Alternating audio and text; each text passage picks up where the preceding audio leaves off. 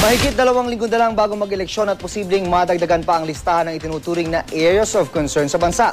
Yan ay matapos ang ilang insidente ng karahasan at patayan sa ilang probinsya. Narito ang aking report. Nitong nakaraang linggo lang, pinagbabaril ang convoy ni Hingoog Mayor Ruth Gingona sa Misamis Oriental. Sugatan si Mayor, nasawi naman ang 2 niyang tauhan. Nitong Lunes naman, hinagisa ng granada ang bahay ng Mayor ng Bugalyon, Pangasinan. Wala namang nasaktan.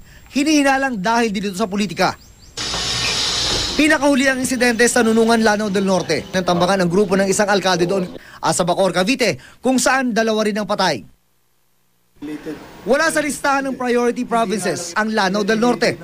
Pero dahil sa nangyari, pag-aaralan ng pulisya maging ng COMELEC kung dapat bang isama ang Lanao del Norte. Pag-aaralan po yan ng Philippine National Police in coordination with the COMELEC.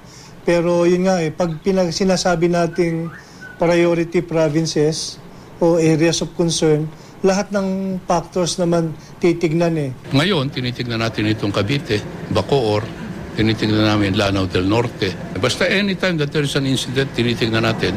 And then we're coordinating with the police and the military whether to declare it area of concern, immediate concern, grave concern. Sa ngayon, 15 probinsya ang nasa listahan. Mga lugar kung saan malaki ang tsansa na sumiklab ang kaguluhan ngayong eleksyon. Dahil sa ilang factor, gaya ng mainit na labanan ng mga kandidato, presensya ng private armies, loose firearms at bilang ng mga karahasan. Sa mga lugar na ito, magbubuhos ng mas maraming tropa ang pamahalaan.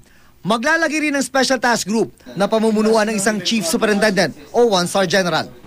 With that activation of a special operation task group sa mga lugar na yan, makakaasa kayo na yan malalagyan natin ng additional resources, manpower, financial, at logistical resources. Sa huling command conference, sabi ni COMELEC Chairman Sixto Brillantes, mas mababa ng 20 hanggang 30% ang election-related violent incidents ngayon kumpara noong 2010 elections. Mailan din daw mga lugar na maaring matanggal bilang areas of concern.